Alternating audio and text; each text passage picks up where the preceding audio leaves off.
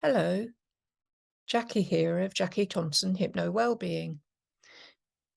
I wasn't entirely sure what I was going to talk about today, but I did have some ideas.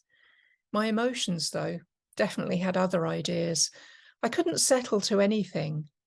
Every time I pressed record and started to talk about something, nothing which made any sense to me would come out. And I couldn't help wondering why that was. Then I realised it's because what I need to be talking about right now is grief and loss, because that's what's on many people's minds at the moment, following the death of our longest-serving Queen, Elizabeth II. Now, there's nothing in this life more certain than death. It's an inevitable part of living. Yet seeing the news as it came through on Thursday was a shock. Yes, I know she was 96, and yes, I realise that her 70 years reign was nothing short of a miracle, but it's still a shock when it actually happens. Knowing it's inevitable doesn't make it any easier when it happens, and it can be overwhelming. I remember this so well from when my dad was terminally ill. I spent the last few days of his life in the hospice with him, knowing that he was going to die. And it didn't lessen the pain and shock of his death at all. So hearing the news this week made me emotional. I felt sad. I also felt a little fearful because I'd only ever known this one queen for the whole of my life. She became queen before I was born. And now we have a king. What will happen? What will change? Now, I'm not bothered whether you're a royalist or not. I'm not bothered about what you think about the monarchy. Your thoughts and beliefs are your own. All I know is that I was not alone in my grief. There was a stunned silence in our kitchen for a while as we each took in the news in our own way. And there was a huge national outpouring of sadness, numbness, and even disbelief that it had happened. Grief is personal, and it hits us when we least expect it. It may bring back memories of your own loss. I know people who've lost someone close very recently who are distraught right now. In reality, though, it doesn't matter how long ago it was. We may still be reminded as though it was yesterday. And even knowing that grief is a natural process doesn't make it any easier to deal with. It hits some people harder than others, and it can be intense. So it's okay not to be okay. However much it affects each one of us, whatever memories it brings back, it's all okay. You may feel tearful watching TV coverage. You may feel emotional in quiet times. You may find yourself crying at the drop of a hat. It's all okay. Your feelings are valid, just the same as everybody else's. So now we have a state funeral coming up. To some, it will mean just an extra day off work or school. But for many others, it will be so much more. A chance to pay your own respects in your own way as you follow the TV coverage of the occasion from wherever you are. You may even be there on the spot, seeing it as it's all unfolding. Maybe you have no idea at all what it will mean to you yet, and that's okay too.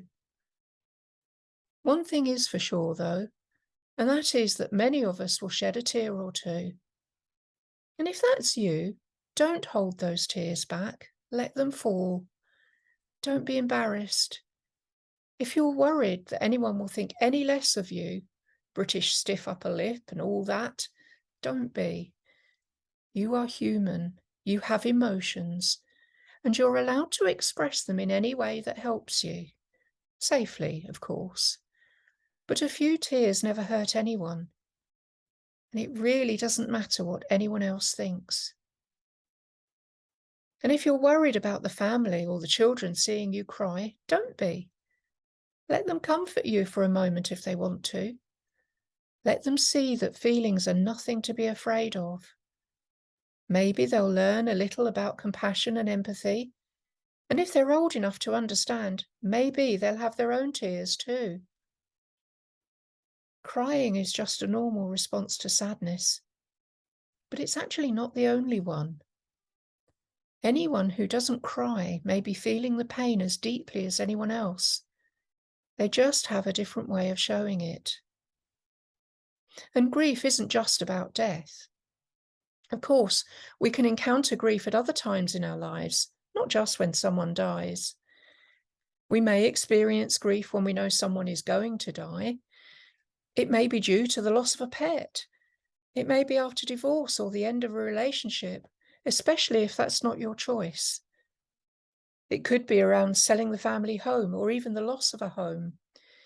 It could be after a miscarriage or discovering that you can't have the children you'd hoped for, or the menopause, or the children leaving home. And I'm sure there are many, many more I can't even think of right now. Now, we are all unique, and it's normal to grieve loss. Everybody's journey through grief is as unique as we all are. And there's lots of information out there about the however many stages of grief, and there are many myths around the best way to get rid of grief and how long it should take. I'm not even going to go into those now, because I believe the grieving process is as individual as you are. Whatever type of loss you've suffered, there is no right or wrong way to grieve, and there's no set timetable. Whether it takes weeks, months, or even years, it's important to be patient with yourself. One thing we can all do, though, however overwhelming it may feel, is to face the feelings and express them safely. Don't let anyone tell you how to feel. Don't even tell yourself how to feel or how you should feel. Acknowledge your pain. Your pain. In time, you'll be able to come to terms with the loss, and you'll find a new normal and eventually move on.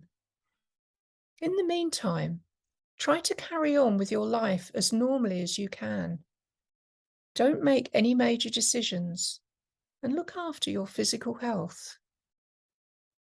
And if you find the intensity of the grief is so much that you're seeking solace in medicating it with alcohol or food or solitude, then maybe it's time to reach out for help. Reach out to someone who cares about you or a professional who can help you navigate the process. There is no solution in a box, no one size fits all, but there will be a solution for you. You can find a way forward. You can find peace and calm. You can take back control of the way you grieve and think about loss. So remember, it is okay not to be okay. And it is okay to express your grief. And that's all I'm going to say for today. So thank you for listening, and I'll see you next time.